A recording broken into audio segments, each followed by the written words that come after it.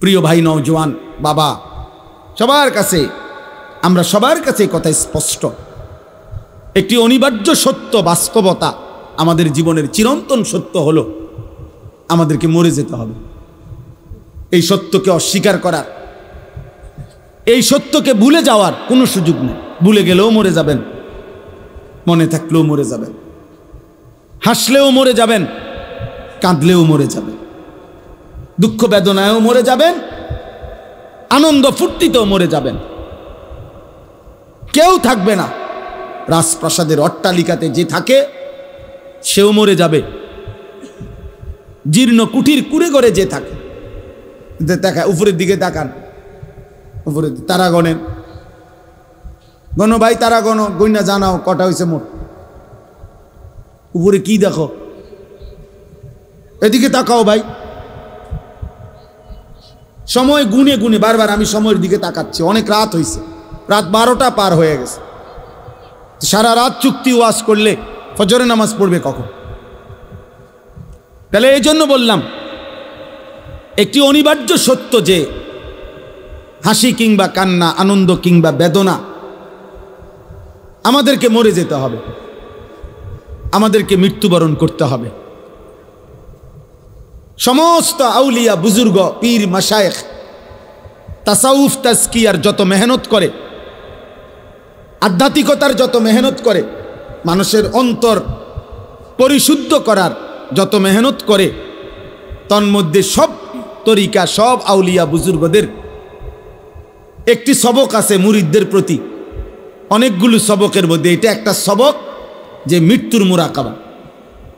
এটা সব বুজুর্গদের একটা সবক যে মাঝে মাঝে চোখটা বন্ধ করে কিছুক্ষণ মৃত্যুর কথা স্মরণ করা, মৌতের কথা স্মরণ করা, যে একদিন এই ব্যস্ততম এই জিন্দিগি আমার স্তব্ধ হয়ে যাবে। নবীজি সাল্লাল্লাহু আলাইহি সাল্লাম বলছে, আকসিরু যিকরা হাদিমিল লাযযাত, আমার উম্মত এই জিহ্বা যেটা আজকে তোমাকে হাজারো আইটেমের স্বাদ বলে দেয়, গরুর গোশতের আলাদা, খাসির গোশতের আলাদা, মুরগির গোশতের আলাদা, হরেক রকম মাছের স্বাদ আলাদা, একদিন সত্য সত্য এই জিহ্বা স্বাদ স্তব্ধ হয়ে যাবে। তোমার চোখের পলক, হাতের স্পন্দন, হৃদয়ের স্পন্দন সব ঠান্ডা হয়ে যাবে, স্তব্ধ হয়ে যাবে। সেই মৃত্যুকে বেশি বেশি স্মরণ করো, যে মৃত্যু তোমার জিহ্বার স্বাদ বন্ধ করে দিবে, যে মৃত্যু তোমার চোখের পলক নিভায়ে দিবে, যে মৃত্যু তোমার হৃদয়ের স্পন্দন স্তব্ধ করে দিবে। আল্লাহ নবী সাল্লাল্লাহু আলাইহি ওয়াসাল্লাম বলছেন। তো এখানে মহান আল্লাহ পাক রব্বুল আলামিন বলছে, বান্দা তোমার মনে থাকে আর না থাকে, তুমি গুরুত্ব দাও আর খামখেয়ালি করো, তুমি আনুগত্য করো আর নাফরমানি করো, মনে রাখো বান্দা, যে অবস্থাতেই থাকো না কেন, একটি নির্দিষ্ট সময়ে সত্য সত্য মৃত্যু যন্ত্রণা তোমার চলে আসবে। প্রত্যেক মানুষের, আমার ভাই আমি দেরি করব না, অল্প সময় তর্জমা বলতে বেশিক্ষণ লাগবে না, এই মূল কথাটা বুঝাইতে চাই। শুনুন, প্রত্যেক মানুষ মনে রাখতে হবে, 1 নাম্বার তো আমরা মৃত্যুবরণ করব, 2 নাম্বার হলো মৃত্যুর পূর্ব মুহূর্তে, মৃত্যুর পূর্বক্ষণে ইমানদার হোক আর নাফরমান হোক, নবী হোক আর রসুল হোক, আর শ্রেষ্ঠ কাফের হোক, মুশরিক হোক, প্রত্যেককেই সাকরাতুল মাউত, মৃত্যুর যন্ত্রণা ভোগ করতে হবে। ওয়াজাআত সাকরাতুল মাউত, সমস্ত মাখলুকের মৃত্যুর পূর্ব মুহূর্তে মৃত্যুর যন্ত্রণা হয়, এটাকে সাকরাতুল মাউত বলে, সাকরাতুল মাউত বলে। তিনি নবী হন, তাকেও সাকরাতুল মাউত, মৃত্যুর যন্ত্রণা ভোগ করতে হবে। আবার সে নাফরমান, পাপী, কাফের, মুশরিক হোক, তাকেও মৃত্যুর যন্ত্রণা ভোগ করতে হবে। কিন্তু পার্থক্য হইল, একজন মুমিন, একজন মুত্তাকি, একজন ইমানদারের মৃত্যু যন্ত্রণা যখন শুরু হয়, তখন সে খুশিতে আনন্দে আরো উৎফুল্ল হয়ে যায় যে হ্যাঁ, আমার মালিকের সাথে, আমার বন্ধুর সাথে মোলাকাতের সময় হয়ে গেছে। আল মাউতু জাসরুন ইউসিলুল হাবিব ইলাল হাবিব। ইমাম কুরতুবী রাহমাতুল্লাহ আলাইহি তার কিতাব আত-তাযকিরা ফি আহওয়ালিল মাউতা ওয়া উমুরিল আখিরা কিতাবে লিখছেন, মৃত্যু হলো একটা পোল, একটা ব্রিজ, একটা সাঁকো। যেই সাঁকো, যেই ব্রিজের এই পারে মুমিন মুত্তাকি, ওই পারে মহান আল্লাহ। এপারের মুমিনের বন্ধু, ওই পারে যিনি দাঁড়িয়ে আল্লাহ, ওই পারের যিনি আল্লাহ, এপারে তার বন্ধু মুমিন। এই ব্রিজটাই শুধু পার হওয়া বাকি। এই ব্রিজটা অতিক্রম করলেই এপারের বন্ধু ওই পারের বন্ধু মালিকের সাথে মিলবে। ইউসিলুল হাবিব ইলাল হাবিব, হাবিব হাবিবের সাথে, বন্ধু বন্ধুর সাথে মিলিত হবে। আল্লাহ রসুল সাল্লাল্লাহু আলাইহি সাল্লাম বলেন, ইমাম কুরতুবী রাহমাতুল্লাহ আলাইহি বলেন, আর সেই পোলটাই হলো মৃত্যু। মুমিন মরবে তো তার বন্ধু মালিকের সাথে সম্পর্ক হয়েছে, সম্পর্ক হয়েছে। তো মুমিনের সাকরাতুল মউত, মৃত্যু যন্ত্রণা হবে, কিন্তু তার মধ্যে তার উৎফুল্ল। কিন্তু মৃত্যুর যে যন্ত্রণা, কষ্ট, এটা তাকে ভোগ করতে হবে, যত বড় ইমানদারি হোক, তিনি রসুল হোক, তিনি নবী সাল্লাল্লাহু আলাইহি সাল্লাম, তাকেও। এজন্য হাদিসের মধ্যে আছে, বিশুদ্ধ হাদিস, আল্লাহর নবী সাল্লাল্লাহু আলাইহি ওয়াসাল্লামের স্ত্রী আম্মা জান আয়েশা রাদিয়াল্লাহু তাআলা আনহা, তিনি বর্ণনা করছেন, ইন্তেকালের পূর্ব মুহূর্তে নবীজি সাল্লাল্লাহু আলাইহি সাল্লামের যখন মৃত্যু যন্ত্রণা, সাকরাতুল মউত শুরু হয়েছে, আম্মা জান আয়েশা তখন সামনে, আয়েশা রাদিয়াল্লাহু তাআলা আনহার বুকের মধ্যে নবীজির মাথা মোবারক। এই অবস্থায় নবীজি, হযরত আয়েশা রাদিয়াল্লাহু তাআলা আনহা বলেন, নবী সাল্লাল্লাহু আলাইহি সাল্লামের কপাল মোবারক ঘামে ভিজে গেছে। আমি একটা বাটির মধ্যে করে পানি এনে দিলাম। আম্মা জান আয়েশা বলেন, বারবার নবীকে দেখছিলাম, আল্লাহ নবী সাল্লাল্লাহু আলাইহি সাল্লাম তার ডান হাত মোবারক ওই পানির মধ্যে ভিজাইতেছে আর কপাল মুছতেছে আর দোয়া করতেছে, আল্লাহুম্মা আইন্নি আলা সাকারাতিল মউত, আয় আল্লাহ, মৃত্যু যন্ত্রণার এই মুহূর্তে আপনি আমাকে সাহায্য করেন। আল্লাহুম্মা হাফফিন আলাইয়া সাকারাতিল মউত, আল্লাহ আমার মৃত্যু যন্ত্রণা সহজ করে দেন। এরপরে বলছেন, লা ইলাহা ইল্লাল্লাহ, আল্লাহ আপনি ছাড়া কোনো ইলাহ নাই, ইন্নালিল মউতে সাকারাত, হায় মৃত্যুর বড় ভারী যন্ত্রণা। এই কথা বারবার বলতেছিলেন, অথচ তিনি মুহাম্মদুর রাসূল সাল্লাল্লাহু আলাইহি সাল্লাম, অথচ তিনি নিষ্পাপ, তিনি মাসুম, তিনি নিষ্পাপ। অতএব প্রত্যেককেই মৃত্যু যন্ত্রণা ভোগ করতে হবে, ইমানদার হলেও ইমান। কিন্তু ওই যে বললাম, উনার এই যন্ত্রণা হচ্ছে ঠিক আছে, কিন্তু উনার এই যন্ত্রণার মধ্যেই তিনি রব্বুল আলামিনের মুলাকাতের স্বাদ পাচ্ছিলেন। এজন্য ওই হাদিসের মধ্যে এটাও আছে যে নবীজি সাল্লাল্লাহু আলাইহি সাল্লাম এরপরে এই দোয়া এগুলা পয়রা বারবার বলতেছিলেন, বালির রফিক আল আলা, বালির রফিক আল আলা, বরং আল্লাহর সান্নিধ্য, বরং বন্ধুর সান্নিধ্য, বরং বন্ধুর সান্নিধ্য। হাদিসের ব্যাখ্যার মধ্যে আছে, এই বরং বলতেছে কেন? বরং বন্ধুর সান্নিধ্য মানে কি? মানে বুঝাইতেছেন, মালাকুল মউত আজরাইল উনাকে বলতেছিলেন, ইয়া রাসূলুল্লাহ, দুনিয়ায় আর কয়দিন থাকবেন নাকি রবের কাছে যাবেন? তো আল্লাহর নবী বলতেছেন, বরং বন্ধুর কাছেই যেতে চাই। কষ্ট হোক, সাকরাতুল মউত হোক, কিন্তু মুলাকাত চাই মালিকের, মুলাকাত চাই বন্ধুর। এই জন্য আমরা কিতাবে পড়ছি, হযরত ইব্রাহিম আলাইহিস সালাম, উনাকে মালাকুল মউত আজরাইল আসছে, আয়েশা বলছে, আপনার জান কবজ করতে চাই, আপনি অনুমতি দেন। হাদিসের মধ্যে আছে, প্রত্যেক নবীকে মৃত্যুর পূর্বে মালাকুল মউত জানায়, অনুমতি চায়। অনুমতি না নিয়ে কোনো নবীর জান কবজ করা হয় নাই। তো ইব্রাহিম আলাইহিস সালাম বললেন, আজরাইল, আমার একটা ছোট্ট প্রশ্ন আছে আল্লাহর কাছে, তুমি একটু জিগাইয়া আসো। যাও, তুমি জিগাও। তো আজরাইল মালাকুল মউত বলছে, আচ্ছা বলে। তো তুমি গিয়া বলবা আল্লাহর কাছে, আয়াকবিজুল খলিল রুহা খলিলিহি, আল্লাহকে জিজ্ঞাসা করবা গিয়া যে ইব্রাহিম জানতে চাইছে কোন বন্ধু কি বন্ধুর জান কবজ করে? বন্ধু বুঝি বন্ধুরে মাইরে এলায়? আমি না আপনার বন্ধু? ইব্রাহিম আলাইহিস সালাম কার বন্ধু? কথা বলে না, আল্লাহর বন্ধু কিনা? তো ইব্রাহিম আলাইহিস সালাম বলতেছে, যাও গিয়া জিগাও কি বন্ধু এটা? বন্ধু বন্ধুরে মারতে কয়? বন্ধু বুঝি বন্ধুর জান কবজ করে?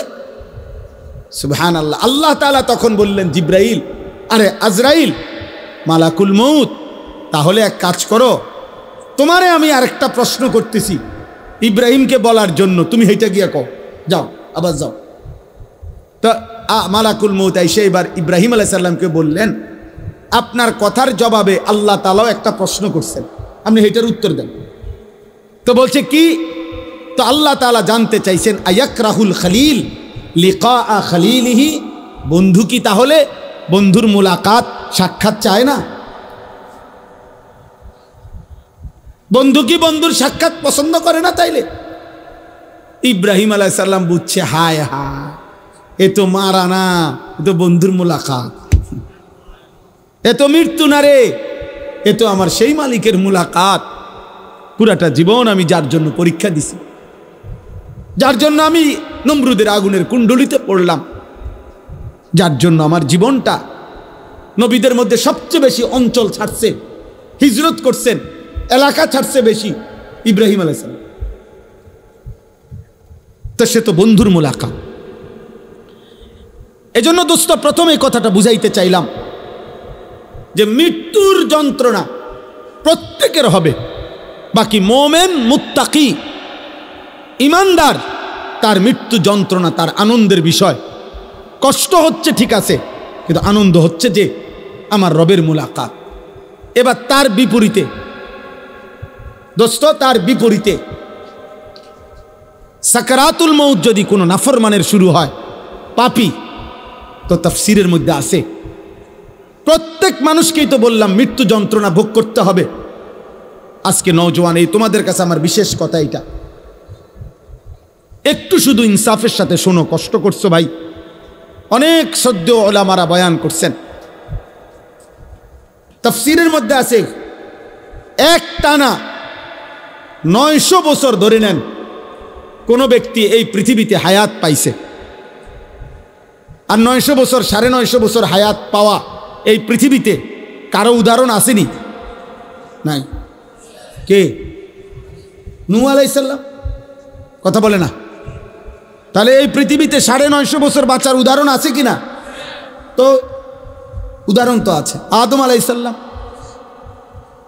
তাহলে এই জন্য বললাম, কেউ যদি 900 বছর একটানা পৃথিবীতে হায়াত পায়, দোস্ত মনোযোগ দিয়ে কথাটা শোনো, কিন্তু এই 900 বছর সে আল্লাহর নাফরমানি করছে, কিন্তু 1 সেকেন্ডের জন্য 900 বছরে দুনিয়ার হায়াতে কোনোদিন কোনো দুঃখ, কষ্ট, যন্ত্রণা, বেদনা পায় নাই, একটা সুইয়ের আঘাত লাগে নাই, একটা কাঁটার আঘাত লাগে নাই, সে হাসি খুশি আনন্দ ফুর্তি এই মৌজ করে এই জীবনটা চলছে। নাচ গান, নারী, ছবি, জিনা, ব্যভিচার, মদ, জুয়া, চুরি, ডাকাতি, সুদ, ঘুষ, বেহায়াপনা, বেলেল্লাপনা, যা মন চায় তাই করছে, কিন্তু কোনোদিন কষ্ট পায় নাই। ধরে নাও, মানে ধরে নিচ্ছি যে কোনোদিন এর কারণে সে দুনিয়ার হায়াতে কোনোদিন 1 সেকেন্ডের ব্যথা পায় নাই, কোনো কষ্ট হয় নাই। খোদার কসম তাফসীরে লিখছে, এই 900 বছরের নাফরমান জীবনে যে কোনোদিন কোনো দুঃখ দেখে নাই, মৃত্যুর যন্ত্রণা তার যখন শুরু হবে, সাকরাতুল মউত, আল্লাহর কসম বাপ, 1 সেকেন্ডের মৃত্যু যন্ত্রণা, খোদার কসম এই ছেলেরা তারে 900 বছরের সুখ আর আনন্দ 1 সেকেন্ডে ভুলাইয়া দেবে।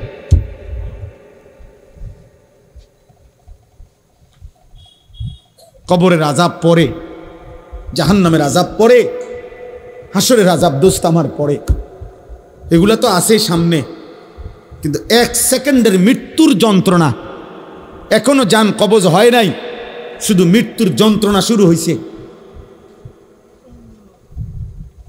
নাফরমান 1 সেকেন্ডের মৃত্যু যন্ত্রণায় 1000 বছরের আনন্দ ভুলে যাবে, আর কোনোদিন মনে পড়বে না তার যে জীবনে সে কোনোদিন সুখ দেখছে কিনা। সুখ দেখেছে কিনা? কাল্লা ইজা বালাগাতিত তারাকি ওয়া কিলা মান রাক ওয়া যান্না আন্নাহুল ফিরাক ওয়ালতাফাতিস সাকু বিস-সাক ইলা রাব্বিকা ইয়াওমা ইদিনিল মাসাক। আল্লাহ বলেন নাফরমানের জান কবজের সময় মালাকুল মউত আজরাইল কলিজার থেকে তার রূহটা টান দিয়া ছিঁড়ে ফেলবে, আর ছিঁড়ে ফেললেই কণ্ঠনালীর কাছে আইসা তারাকি মানে কণ্ঠনালীতে আইসা বিদে যাবে, রুহুটা আটকাইয়া যাবে। এরপরে খোদার কসম তাফসীরের মধ্যে লিখছে নাফরমানের জান রুহু মালাকুল মউত আজরাইল টাইনা হেসরাইয়া কোনো কাবাব কোনো শিকের মধ্যে যদি গোশত লাগানো থাকে সেখান থেকে যদি শেষ গোশতের অংশগুলো টাইনা টাইনা সিরা সিরা বাহির করে, কোনো গরম কিছুর মধ্যে যদি তুলা লাগে তো তুলা যদি টাইনা টাইনা বের করে, কোনো ব্যান্ডেজ থেকে যদি তুলা ছিঁড়ে ছিঁড়ে বের করে, আল্লাহর কসম নবী বলছে উম্মত মালাকুল মউত আজরাইল নাফরমানের রূহটা শরীর থেকে এইভাবে টাইনা টাইনা ছিঁড়া ছিঁড়া বাইর করবে। ফালাউলা ইযা বালাগাতিল হুলকুম ওয়া আনতুম হিনাইযিন তানদুরুন ওয়া নাহনু আকরাবু ইলাইহি মিনকুম ওয়ালাকিন লা তুবসিরুন ফালাউলা ইন কুনতুম গায়রা মাদিনিন তারজিউনাহা ইন কুনতুম সাদিকিন। আল্লাহ বলেন নাফরমানের কণ্ঠনালীতে যখন তার রূহটা আইসা আটকাইয়া যাবে, চারিপাশের আত্মীয় স্বজন তখন দেখতে থাকবে। আল্লাহ বলেন আমিও তো দেখতেছি, আমিও তো সামনেই আছি। আল্লাহ তখন চ্যালেঞ্জ করে বললেন, হে নাফরমান পাপী, তোর আত্মীয় স্বজনকে বলো না এই মুহূর্তে তোমারে মালাকুল মউত আজরাইল থেকে ফিরাইয়া রাখতে।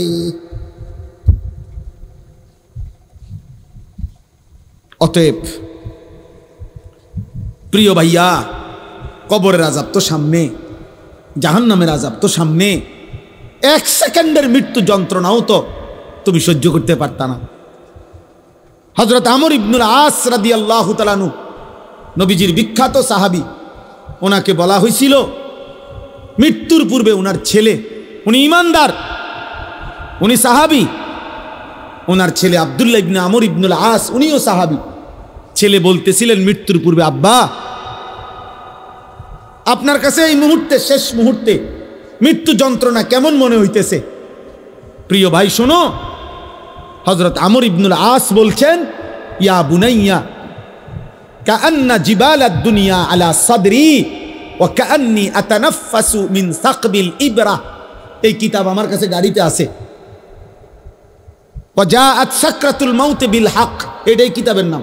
আমার কাছে একটা আরবি কিতাব আছে, এই কিতাবের নামে এটা, এই কিতাবে লিখছে।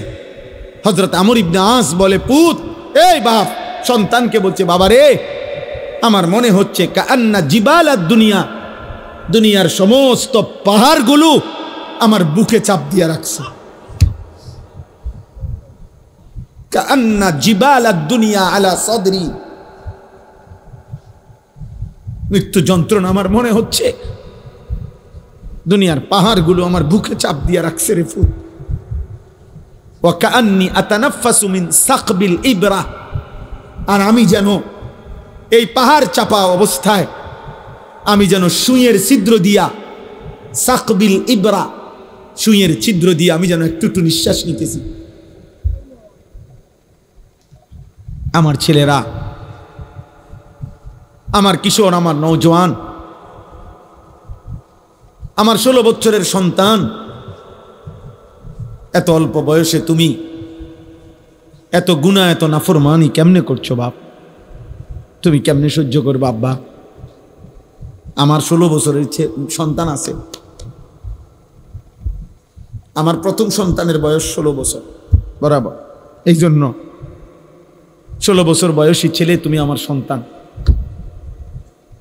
তার চাইতে একটু বয়স্ক, একটু বেশি যাদের বয়স 18, 20, 22, 25, প্রিয় সন্তান, তুমি আমার ছোট ভাই, তুমি বলো গত 365 দিনে তোমরা কোনো দিন যারা ফজরের নামাজ পড়ো নাই, আমার সন্তান, কেমনে তুমি মৃত্যুর এই যন্ত্রণা সহ্য করো? বলো ভাই।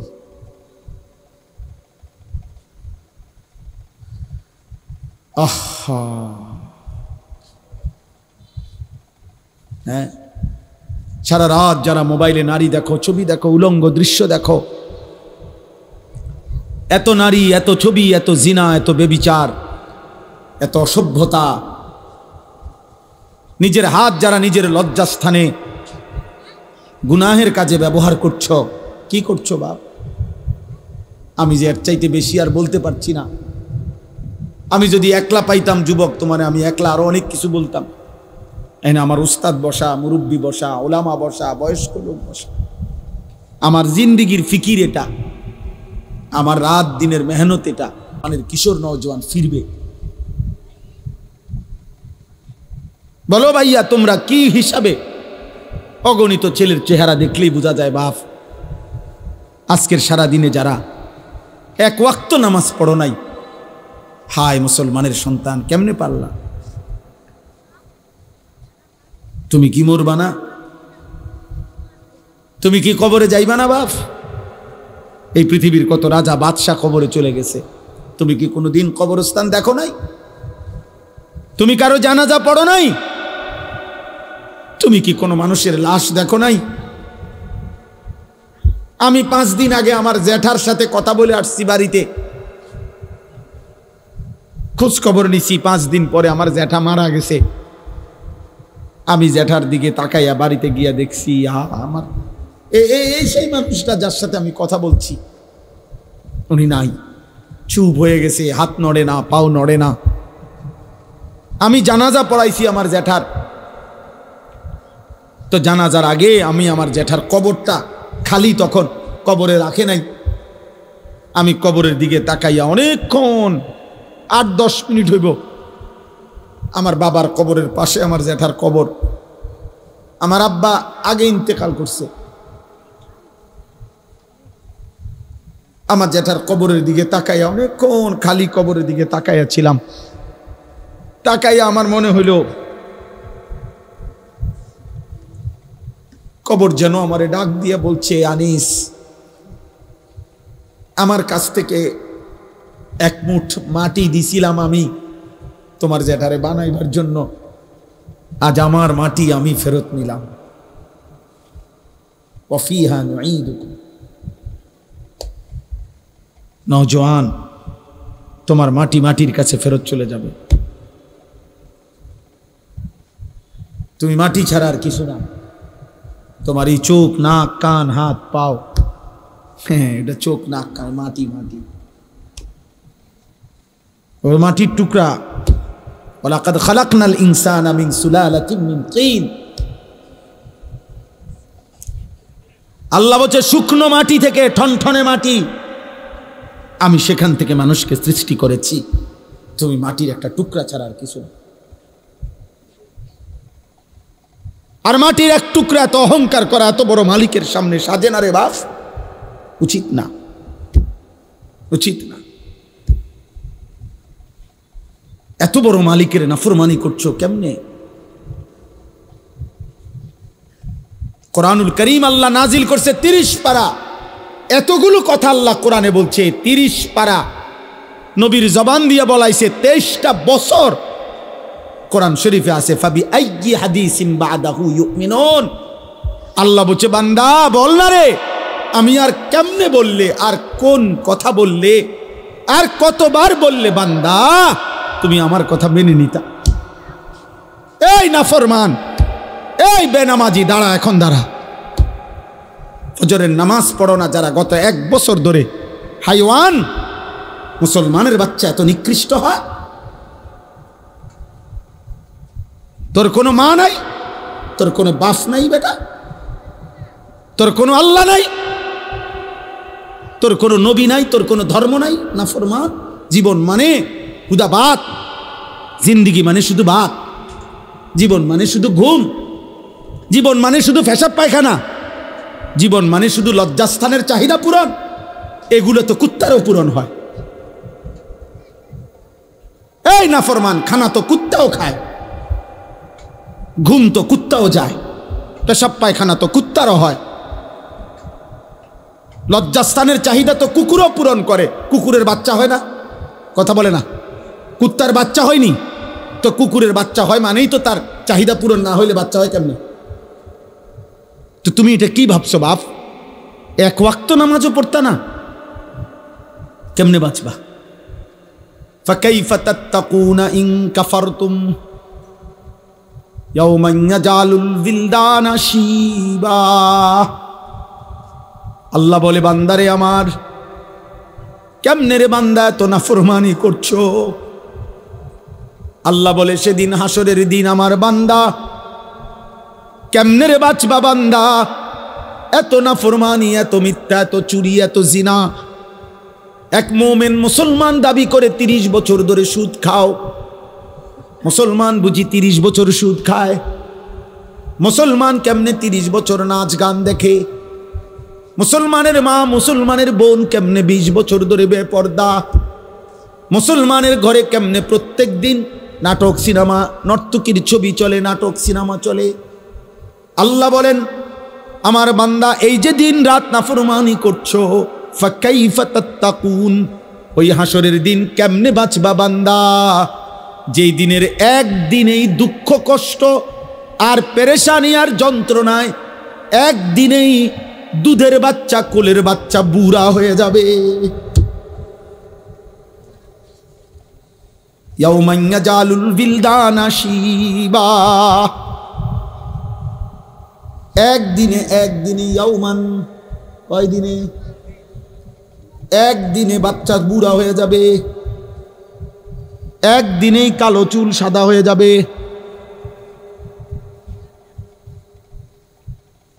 খামখেয়ালি করো না বাপ, শেষ কথা শেষ। তুমি আল্লাহর বেষ্টনীতে আছো, আমিও। আমাদের জন্য আল্লাহ তাআলার ইন্তজাম করা আছে। তুমি আল্লাহর এই ইন্তজামের বাইরে যাইতে পারতা না। আল্লাহর বেষ্টনীর ভিতরে থাইকেই মৃত্যুর যন্ত্রণা আসবে। এই কথাটাই আল্লাহ এখানে বলছে। এবার দেখেন তর্জমা শুনেন, তাই শেষ কথা। আমার ভাই, আমি বলে গেলাম, আমার সন্তান, আমার ছেলেরা, আমার বাবারা, আমার ভাইরা, আমি বলে গেলাম স্পষ্ট, দয়া করে মরণকে স্মরণ করো, ভুলে যেও না। তুমি ভুলে গেলেও মরে যাবা। বলে আমার মনে ছিল না, মনে না থাকলেও মৃত্যু হবে, হবে। কথা বলে না? বলো না ছেলেরা, বলো। তুই মরে যাবে বাপ। এই মোবাইল থাইকা যাবে, ফেসবুক থাইকা যাবে, এগুলো হারায় যাবে। তোমার চোখের ওই নারীও হারায় যাবে, হয়তো কোনোদিন আর মনেও পড়বে না কারো কথা। কিন্তু গুনাহগুলো সাথে নিয়া তোমার হাসরের ময়দানে দাঁড়াইতে হবে। এই পাপগুলো নিয়েই তোমাকে দাঁড়াইতে হবে। এই জন্য আমি কিশোর নওজোয়ানের পরিবর্তনের খুব প্রত্যাশী। আমার এক ছোট্ট জিন্দিগি প্রয়োজন, আমি দিয়ে দিলাম।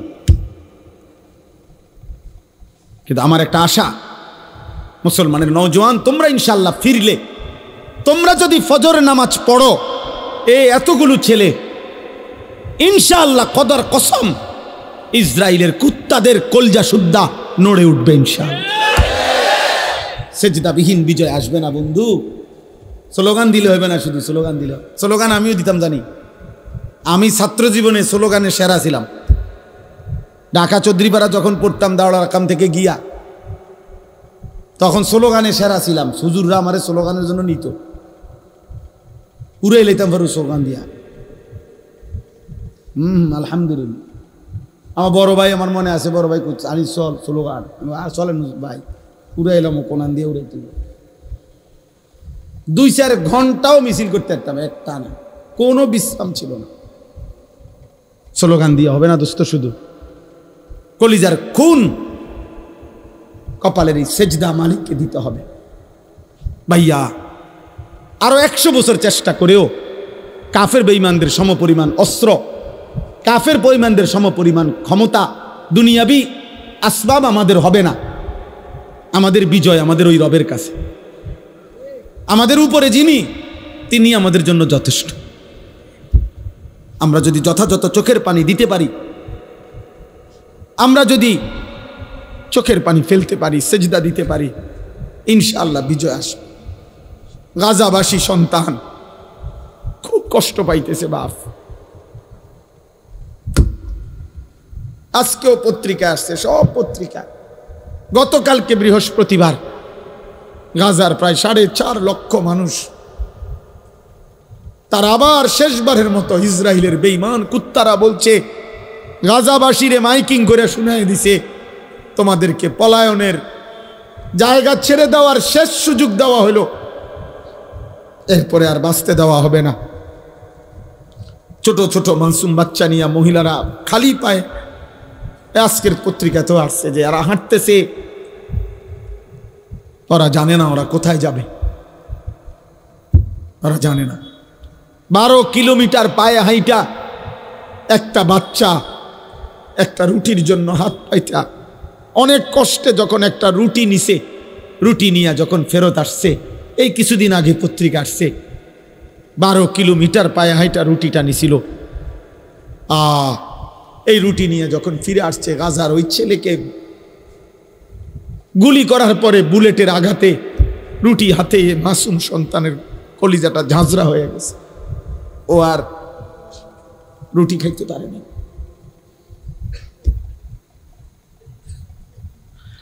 আর তোমরা নারী দেখো, ছবি দেখো, তোমরা আর সেজদা দিও না, তোমরা উলঙ্গ দৃশ্যই দেখো। তোমাদের আর মোবাইলের নেশাই গেল না, তোমাদের চুলের ফ্যাশনই শেষ হইল না, তোমরা তোমাদের বন্ধুদের আড্ডাই শেষ। তোমরা মনে করছো ইবলিস শয়তান তোমাগরে বলছে যে তোমাদের বিপদ হবে না। বিপদ শুধু ফিলিস্তিনের, বিপদ শুধু রোহিঙ্গাদের, আমগো কিচ্ছু হইতো না। আমরা সবাই জোনায়েত বাগদাদি, আমরা বাইজিদ বস্তি। আমাদের মানচিত্রে উলামায়ে কেরামকেও বলি, আমাদের মানচিত্র বাংলাদেশের আরেকবার তাকাই দেখেন, আজকে দেখেন আমাদের মানচিত্রে পার্বত্য চট্টগ্রাম সহ কক্সবাজারের এই সাইড, এটা আলগা এরকম। এটা যদি এমনি একটা কেচি দিয়া শুধু কাটে, এটা এমনি ফরে যাবে। কেচি দিয়া কাটলে যেরকম আলাদা হয়ে যাবে, আমাদের পার্বত্য চট্টগ্রামকে যেই কোনো মুহূর্তে কাইটা ফেলা হয়, আলাদা করে দেওয়া হয়। এই যে কয়েকদিন টানা খাগড়াছড়িতে রক্তের বন্যা বইতেছে, বাংলাদেশ কোন কারফিউ, আর্মি, সেনাবাহিনী কিছু দিয়েই পারতেছে না থামাইতে, বুঝছেন? কোন বিবেকবান উত্তরবঙ্গের খবর নিয়েন, রংপুর জেলার, রংপুর বিভাগের 8টি জেলাতে কসম খোদার প্রতিদিন মুসলমান খ্রিস্টান হইতেছে। আমি নিজে গত বছর এক চিল্লা পুরা 40 দিন দিনাজপুর ছিলাম, 40 দিন ছিলাম। আমি রন্ধ্রে রন্ধ্রে আমার গাড়িটা দিয়া, আমার গাড়ি সহ চিল্লা দিছি, ড্রাইভার সহ পুরাটা জেলা চষে বেড়াইছি, 3 জেলা অনবরত দৌড়াইছি 40 দিন। হুজুর আলহামদুলিল্লাহ 63টা জামাত কাকরাইল আসছে আমগোর সাথে, 950 মানুষ আল্লাহ রাস্তায় বেরিয়েছে আলহামদুলিল্লাহ। কিন্তু আমি দেখছি সেখানে অগণিত, শুধু দিনাজপুর জেলাতে 500-র উপরে ছোট বড় গির্জা এবং চার্চ আছে। আমি এবার রমজানের ঈদের পরে 2 দিন কুড়িগ্রাম লালমনিরহাট সফর করছিলাম, সেখানে আমি নিজ চোখে দেখছি, কসম খোদার এমন 2 ভাইকে দাওয়াত দিছি, তারা খ্রিস্ট ধর্ম প্রচার করে, তারা আগে মুসলমান ছিল। আশ্চর্যের কথা হলো 2 জনের মধ্যে এক ভাই 7 বছর মসজিদে ইমামতি করত, এই কোরআন হাতে বললাম, ও খ্রিস্টান, ও এখন খ্রিস্ট ধর্ম প্রচার করে। আমার নওজোয়ান আলেম, তাগড়া জওয়ান আলেম যারা, যুবকের কোনো রাত নাই, যুবকের কোনো দিন নাই। যুবক ইচ্ছা করে যদি কদ্দুর মেহনত বিশ্রাম নেয় তো বিশ্রাম নিল, নয়তো যুবকের কোনো রাত হয় না। যুবক চাইলে সারা রাতও মেহনত করতে পারে, যুবক চাইলে সারা রাতও মেহনত করতে পারে। এই জন্য নওজোয়ান আলেম যারা আছেন আজকের এই মুবারক মাহফিলে আপনাদেরকে বলি, আপনারা আরেকটু ফিকির করেন এই ছেলেদের জন্য, কিশোরদের জন্য, নওজোয়ানদের জন্য, ওদেরকে ফেরাবার। যে যে যে দূর বললে হয়, কেউ বললে 10,000 হবে, আরেকজনে আসলে 1000 হবে, আমনে বললে একজনও তো শুনবে, অসুবিধা কি? কথা বোঝেন না? আপনি একজন রেকর্ড না, আমি কইলে শুনব কেরা, অমুক বক্তা আনতেব না, একের সব বক্তা আনতেব না, না সব বক্তা হইতে জরুরি না, আল্লাহর কথা বলতে হবে এটা জরুরি, উম্মতকে ফিরাইতে হবে এটা জরুরি। এই ছেলেদের দরকার, এরা যদি না ফিরে, এরা যদি সেজদা না দেয়, এরা যদি ফিরে না আসে, তাহলে আগামীর মাহাদির পক্ষে লড়বে কে? দাজ্জালের বিরুদ্ধে লড়বে কে? বুড়ারা, 90 বছরের বুড়া চাচা যারা, কি যুবক বলো, নওজোয়ান, মাহাদির পক্ষে লড়বে বুড়ারা না? কে লড়বে বলো, কে লড়বে? আমি বলো, আমি লড়বো ইনশাআল্লাহ, ইনশাআল্লাহ। ফজরের সেজদা দাও, আমি ওয়াদা দিলাম ইনশাআল্লাহ, ফজরের সেজদা দিলে হয় তুমি, নয়তো তোমার বংশধর মাহাদির পক্ষে লড়বে ইনশাআল্লাহ। এটা হাদিসের বর্ণনা। ফজরের মুসল্লিরা মাহাদি এবং ঈসার সাথে সর্বশেষ দাজ্জালের বিরুদ্ধে শেষ লড়াই করবে যারা, এবং শেষ ইহুদিদের শেষ ব্যক্তিটাকে পাথরের আড়াল থেকে, গাছের আড়াল থেকেও টাইনা বাইর করে হত্যা করবে যারা, এই শেষ বাহিনী হলো ফজরের মুসল্লি। এটা কিতাবের কথা, আমার কাছে কিতাব আছে। ফজরের মুসল্লি যারা, মাহাদির সৈনিক তারা। এই জন্য আজকে এই রাত গভীরে নিয়ত করো যে ফজরের নামাজ পড়বো ইনশাআল্লাহ। আমার জিন্দিগির একটা মেহনত, ফজর ক্যাম্পেইন। আমি এটা কাজ করি সারা বাংলাদেশে, জায়গায় জায়গায়। আমার অনেক ছেলে আছে যারা ফজর ক্যাম্পেইনের কাজ করে, মানে ফজরের নামাজের প্রচারণ। এইটাই মেহনত, এইটাই সংগঠন, এইটাই একটা দল। দলের মাকসাদ কি? ফজরের নামাজে মুসল্লি বৃদ্ধির আন্দোলন।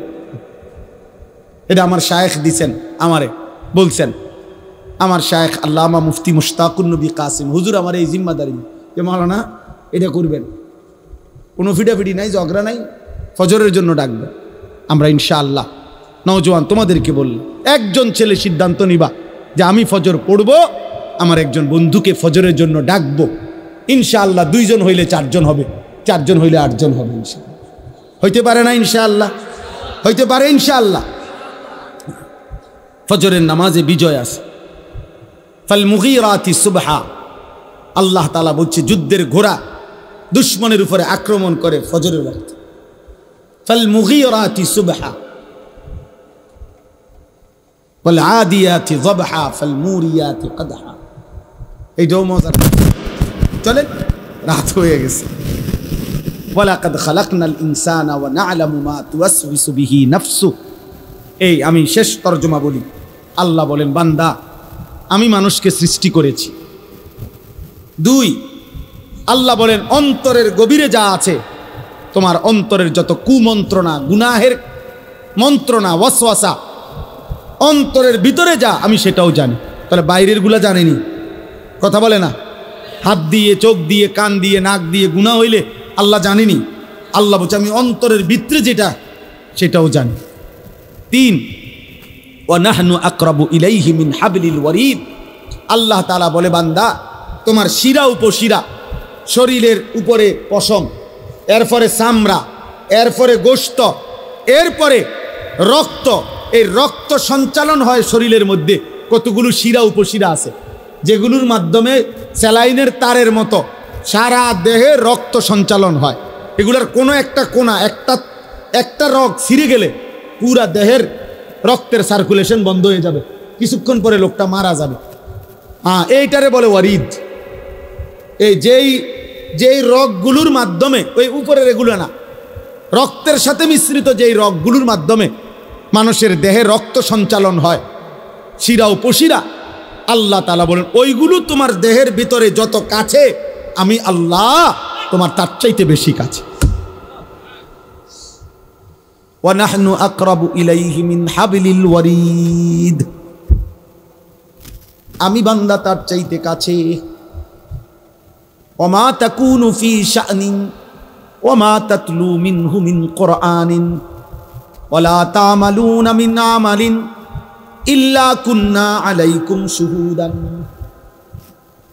আল্লাহ বলে, বান্দা তুমি যখন যেখানেই থাকো না কেন, আমার কোরআন যেটুকুই পড়ো না কেন, তুমি যেই আমলই করো না কেন বান্দা, যখন তা করতে থাকো আমি আল্লাহ তোমার সামনেই থাকি।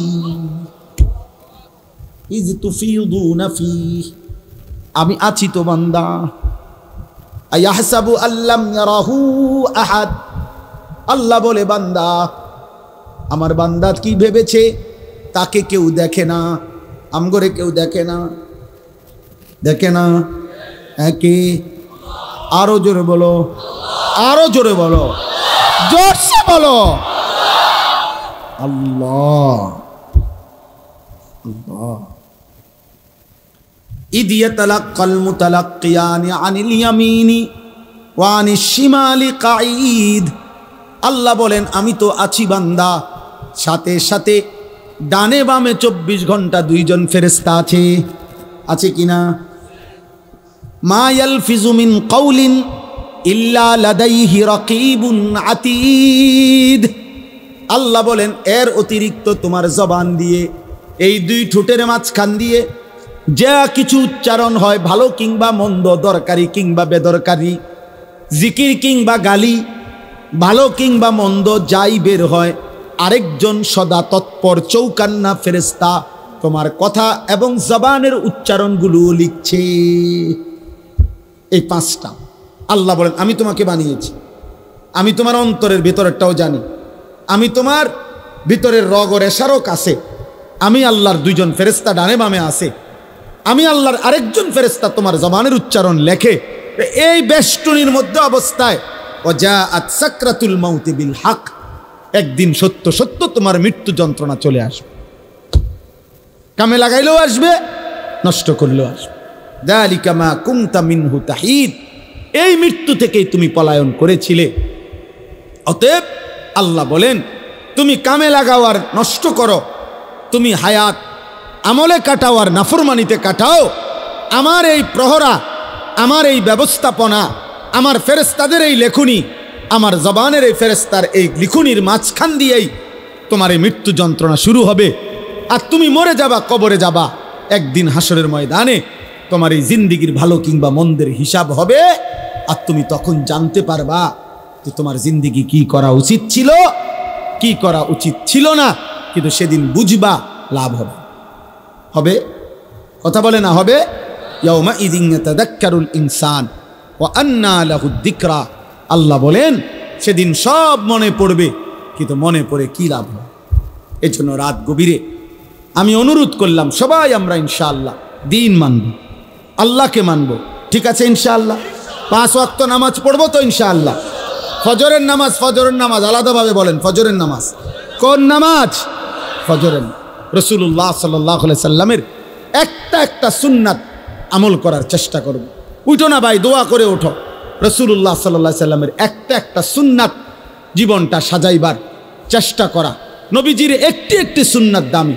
আমি ব্যক্তিগতভাবে প্রতিদিন বাংলাদেশের একজন শ্রেষ্ঠ বুজুর্গ, বাংলাদেশের একজন অন্যতম বুজুর্গ, গাজীপুর কাপাসিয়ার হজরত অধ্যক্ষ মিজানুর রহমান চৌধুরী হজরতের এই কিতাব তালিমুস সুন্নাহ, বাংলা ভাষায় নবীজির সুন্নাতের উপরে পরিপূর্ণ বৃহৎ প্রায় 650 পৃষ্ঠার একটা কিতাব, যেখানে নবীজির সমস্ত সুন্নাত আছে। আমি ইচ্ছা করে হজরতের কাছ থেকে এগুলো আনাইয়া বিক্রি করি। আমার সাদা গাড়িতে 400 টাকা মূল্যে এটা বিক্রি হয়। অর্থ হইল উম্মতের ঘরে ঘরে নবীজির সুন্নাতের একটা বই পৌঁছুক, এটা আমার একটা দিলের তামান্না, দিলের একটা আশা। এই জন্য যাওয়ার পথে যাদের সুযোগ হয়, নবীজির সুন্নাত, সকল সুন্নাত ছোট বড় এই কিতাবের মধ্যে আছে। প্রায় 650 পৃষ্ঠা ব্যাপী একটা বই, 400 টাকা মূল্যে। যার সুযোগ হয় যাওয়ার সময় কিনে নেওয়ার চেষ্টা করবেন। আল্লাহ তাআলা আমাদের সবাইকে তৌফিক দেন। আল্লাহ তাআলা এই মাদ্রাসা কবুল করেন। আজকের এই বর্ণাঢ্য আয়োজন আল্লাহ তাআলা বরকত দান করেন। কিশোর নওজওয়ান তোমরা আগামীর ইসলামের জন্য ভাববা, আল্লাহ তোমাদেরকে তৌফিক দান করেন, আমিন। প্রিয় ভাই, আসলে বাস্তবতা হলো মোবাইল হাতে ধরে বয়ান শুনলে দিল জমে না। মূলত আল্লাহর কথা শুনে পরিবর্তনের জন্য শতভাগ মনোযোগ জরুরি।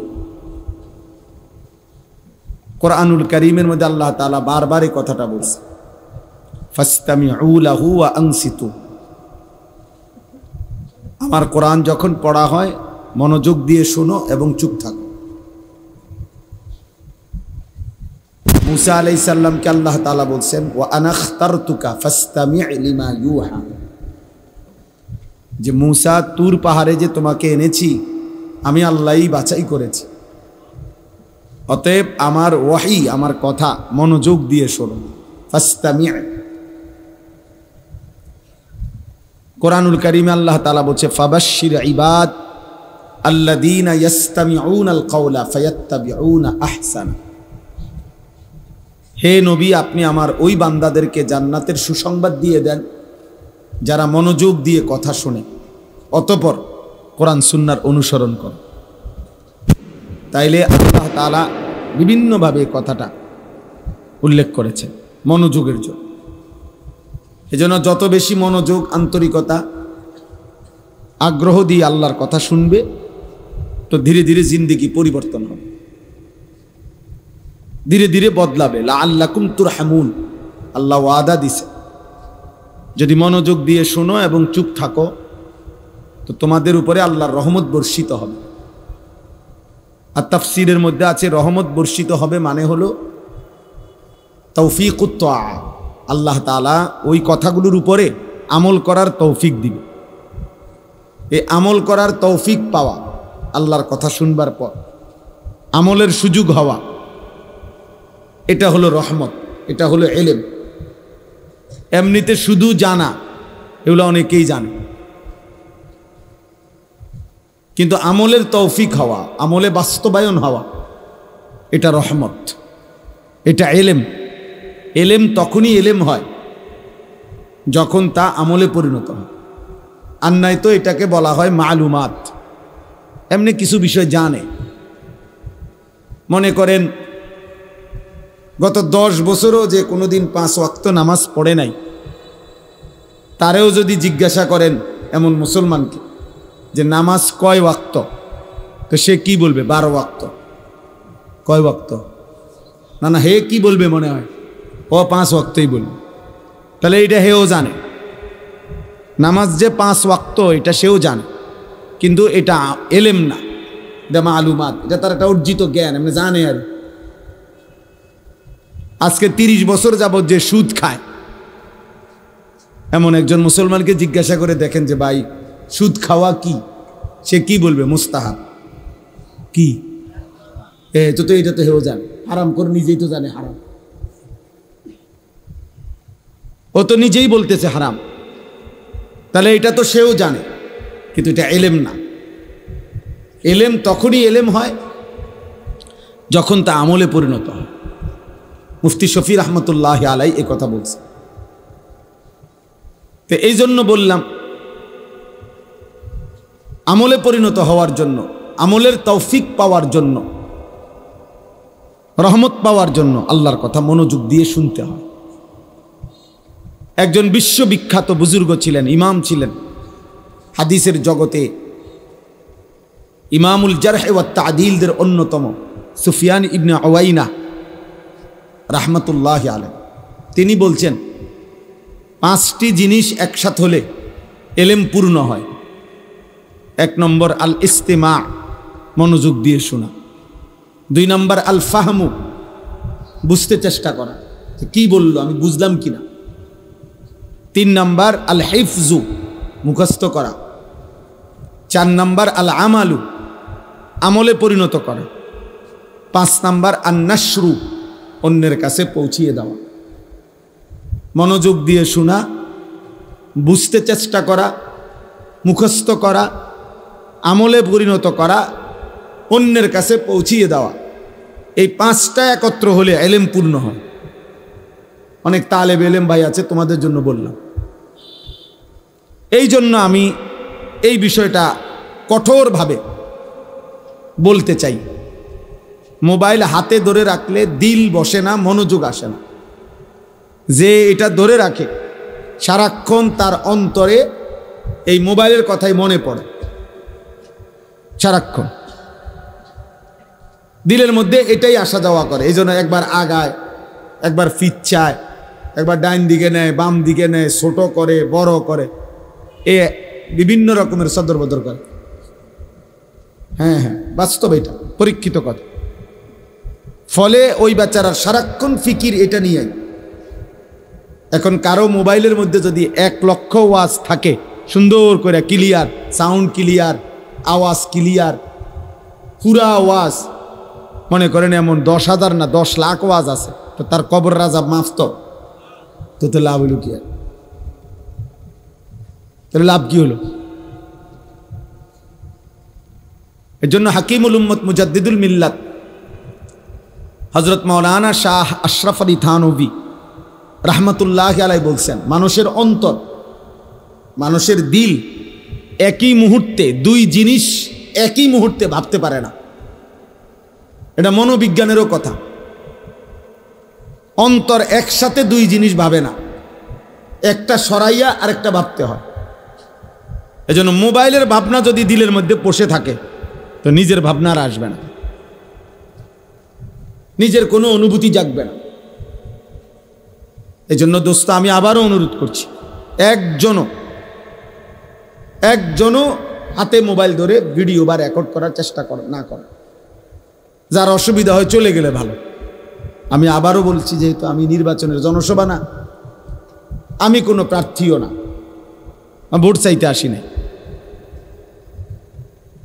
আসছি এখানে সব আমার মুরব্বী ওলামায়ে কেরাম, আমার উস্তাদ বসা।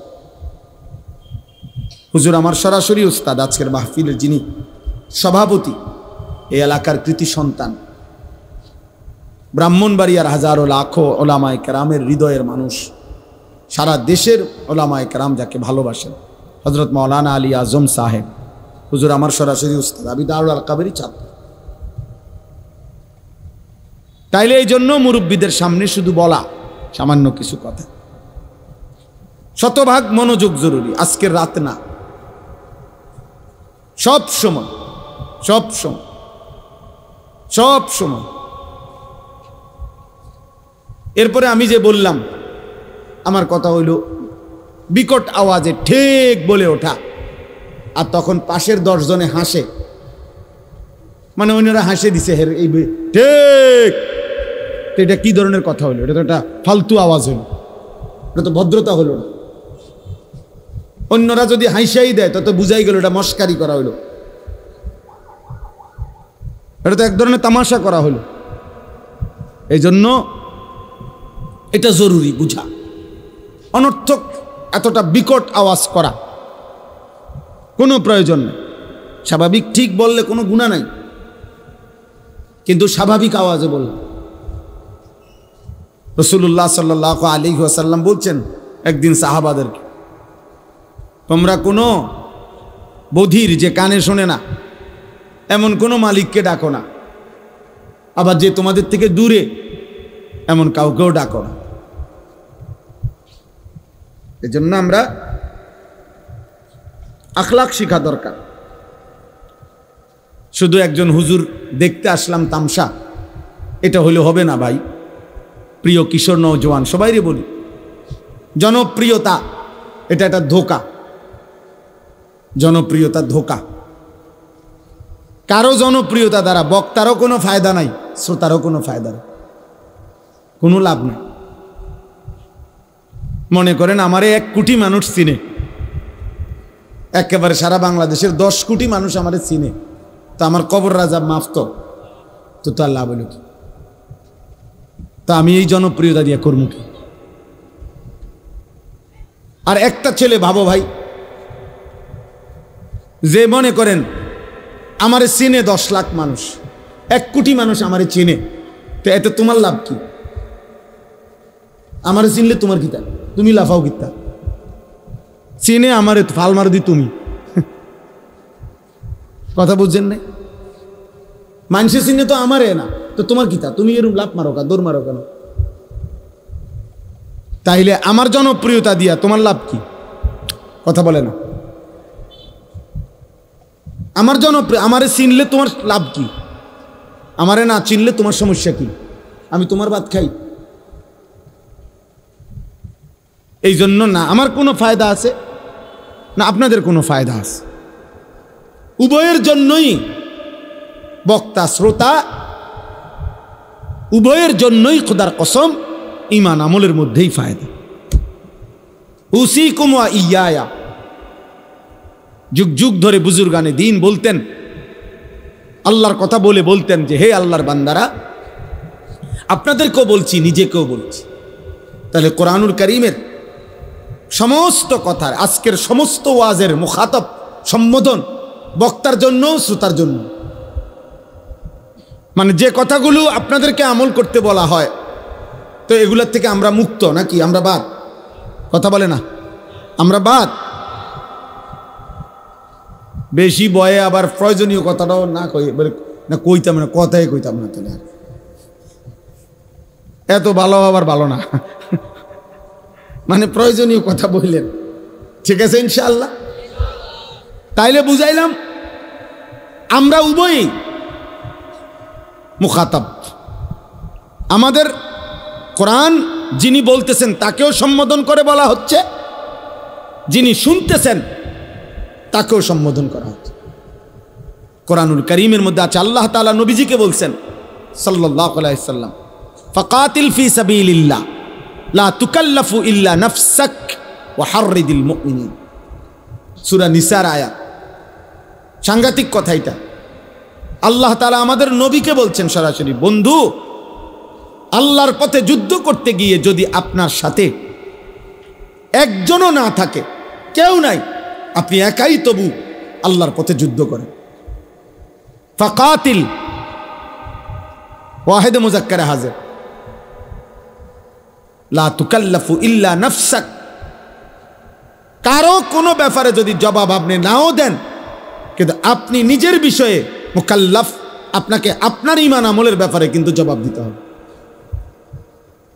লা তুকাল্লাফু ইল্লা নাফসাকা, শেষ পর্যন্ত একা হলেও আপনি মুকাল্লাফ। আপনার নবীজি সাল্লাল্লাহু আলাইহি সাল্লাম একটি যুদ্ধে, হুনাইনের যুদ্ধে 12,000 সাহাবী নবীজির সাথে ছিলেন।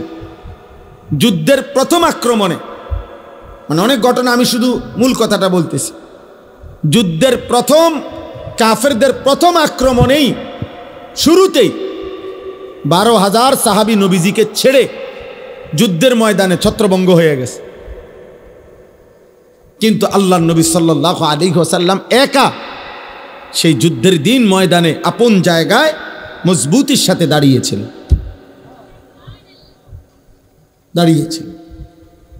তাহলে সেদিন যদি নবী বলতেন, আল্লাহ 12,000 সাহাবী আমার চলে গেছে, সরে গেছে দেখা আমিও দৌড় দিছি, আল্লাহ বলবে না বন্ধু, আপনি এটার হিসাব দেন আগে, আমনে দৌড় দিলেন কা?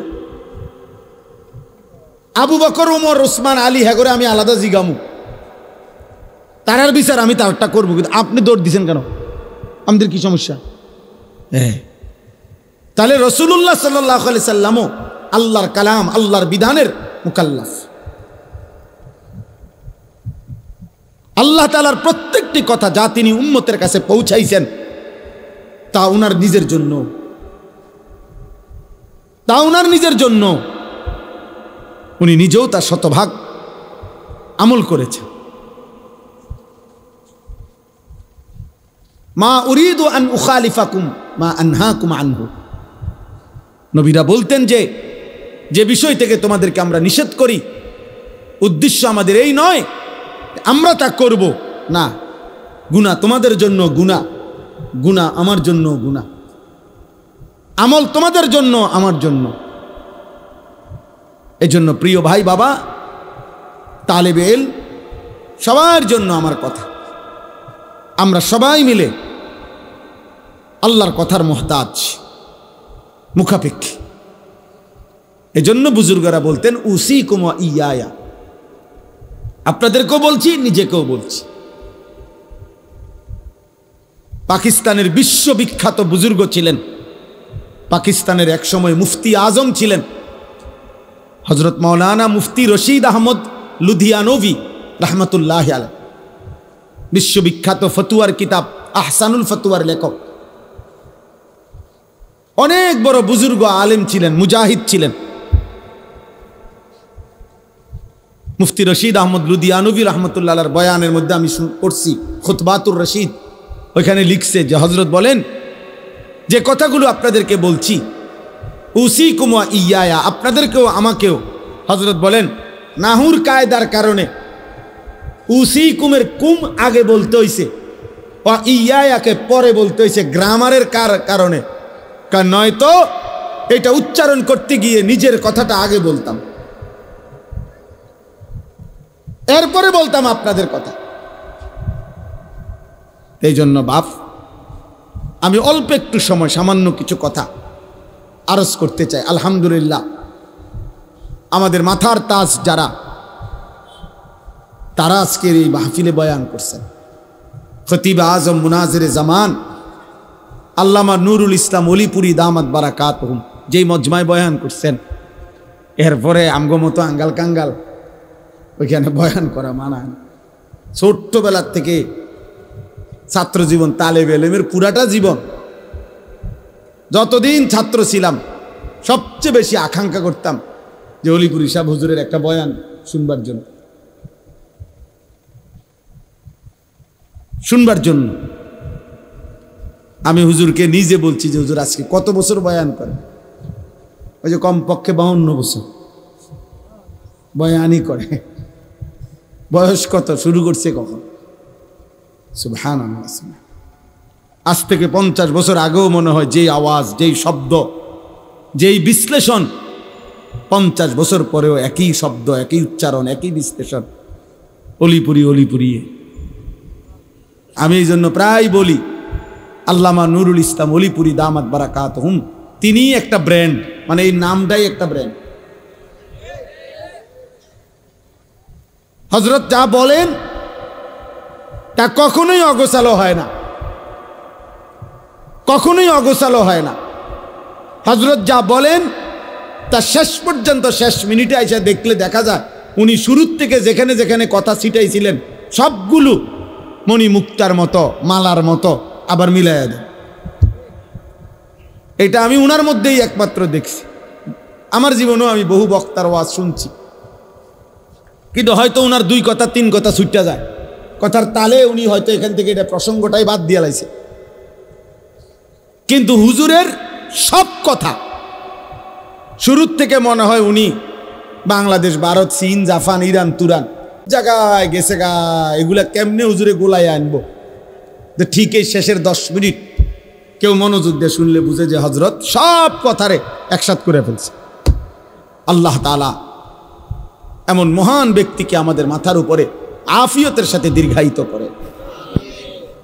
আমার পরম শ্রদ্ধেয় উস্তাদ, ছোট্টবেলায় যার হাতে আমরা বড় হইছি, পড়ালেখা করছি, আজকে যিনি সারা বাংলাদেশের মুরব্বী, সারা বাংলাদেশের লক্ষ লক্ষ কোটি কোটি মুসলমান উলামা, তাদের অভিভাবক, হেফাজতে ইসলাম বাংলাদেশের সংগ্রামী মহাসচিব, দুর্বল অসুস্থ অবস্থায়ও যেন যিনি বজ্রকণ্ঠে উম্মতের পক্ষ হয়ে দুশ্মনের বিরুদ্ধে, বাতিলের বিরুদ্ধে যিনি কথা বলেন, আমাদের সেই পরম শ্রদ্ধেয় উস্তাদ আল্লামা শায়েখ সাজিদুর রহমান দামাত বারাকাতুহুমুল আলিয়া হযরত এসেছেন। আরও শ্রদ্ধেয় অনেক উলামায়ে কেরাম কথা বলছেন। তাইলে আমি শুধু একটা প্রসঙ্গ অল্প একটু প্রিয় নওজোয়ান ভাই বাবারা সবাইকে স্মরণ করায়, আমাকে সহ মনে করাইতে চাই। এই উদ্দেশ্যে আমি কোরআনুল কারীমের 26 নম্বর পারা, কোরআনুল কারীমের 50 নম্বর সূরা, সূরা কাফ, এই সূরা কাফ, এই সূরার 7টি আয়াত 16 নম্বর থেকে 22 নম্বর, এই 7টি আয়াত তেলাওয়াত করেছি। এগুলোর তর্জমা আপনাদের সামনে সংক্ষেপে শুনাইতেছে। এই 7টি আয়াতের মূল বক্তব্য হলো একটা কথা বোঝানো, এখানে মূল আলোচ্য বিষয় একটা জিনিস পেশ করা, সেটা হলো সাকরাতুল মাউত। এখানে একটা শব্দ আছে, ওয়াজাআত সাকরাতুল মাউত বিল হক। এই সাকরাতুল মাউত বিল হক, এই কথাটা বোঝানোর জন্য আল্লাহ তাআলা আগে পিছে আরো কিছু কথা বলছেন।